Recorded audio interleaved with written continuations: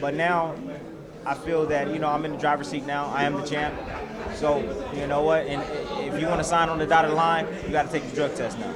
And without naming names, how many people do you think that you thought might have been using? All of them. All of them? All of them. Thanks. This interview is brought to you by Pro Fight Shop in Hollywood. It's Radio Rahim with Timothy Bradley.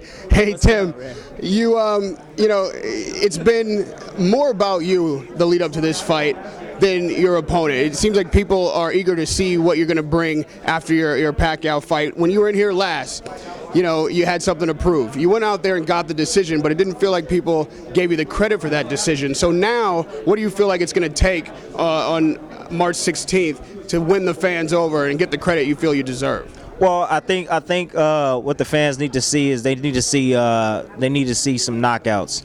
I'm not a huge puncher, but I can fight, and I need to stop just beating up these guys. I need to get these guys up out the ring, and I think the fans want to see entertainment, and I got to bring the intensity, man, and definitely give them entertainment.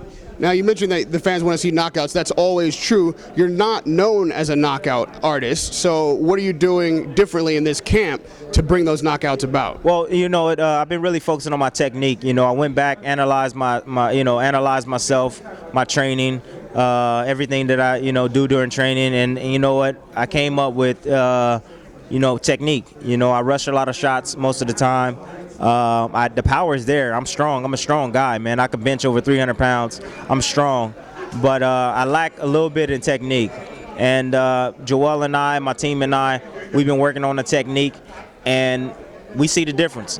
We see the difference in practice, and Ruslan is going to feel the difference in the ring, I promise you. Now, we all saw your extensive training camp for the Pacquiao fight on 24/7. Everyone was impressed with how committed you are, how long your training camps are. But with this layoff, did you train the whole time? Are you getting back in the ring just for this fight? How did you deal with such a long layoff, not just physically but mentally, with all the politics and stress that went into that? Well, I'm always training. I took a couple of months off after the fight, because I was very immobile. But when I was able to get back on my feet again, I started training again with my strength and conditioning trainer. And so we've been going probably since September. We've been training since September together. So I'll always try to do something, during the off time. I had a long layoff to, allow me to be able to think, and the ability to actually assess myself and spend a lot of time with my family. So, thank God for the layoff, and I'm glad to be back. And as conditioning goes, you just mentioned the drug testing for this fight. You insisted on that. You say you haven't started yet, but yeah, the statement you just made was that you feel like you've been in with guys who are essentially cheating before. What makes you feel that way? Well, I don't think you clean until you take the test. I know in the past I haven't taken the test or took the test. But now that there is testing that's available, I feel that athletes need to start using it, especially in boxing. I feel in order to clean up the sport and to definitely have every fighter, like Floyd says, on the even playing field, because I'm working hard. I'm getting up in the morning. I'm running 5, 6, 7 miles in the morning, and this guy, he's running 3 miles, but he's using performance enhancement drugs. So he's able to recover a lot faster and work harder and recover faster and get a huge gains in short amount of time. So I think that's very unfair. I don't like it. I don't like cheaters, and doing the drug testing is the way to weed out the cheaters. And just be real. Did you see that kind of evidence in the Pacquiao fight? No. Pacquiao felt normal to me.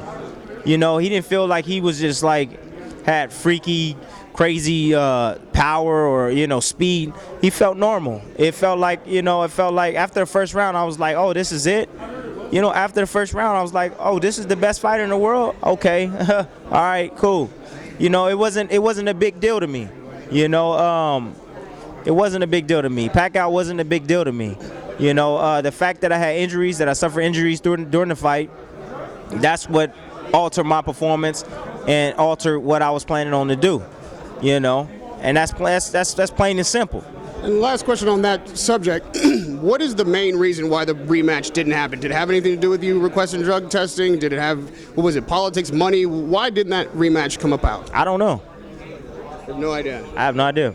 Now, as far as knockouts go, you've been using, Grant gloves. Are you changing your gloves? Are you at all changing anything technical about what you're going to do in there that you think can advantage you? I don't know. I don't know yet. I'm not sure which glove I'm going to use yet, but it doesn't matter. I don't think gloves really play a factor on punching power, believe it or not. So, but I'm not sure which glove I'm going to use yet. And lastly, Timothy, to the doubters, to those who don't believe you won the Pacquiao fight, to those who may not feel like you can, deliver on the promises you're making right now, can you speak directly to them and let them know what they can expect on March 16th? March 16th, don't miss the fight. It's me versus Ruslan Provodnikov. Stay tuned because I know you will be watching. So check me out March 16th. Radio Rahim with Timothy Bradley. Good luck, man. Thank you.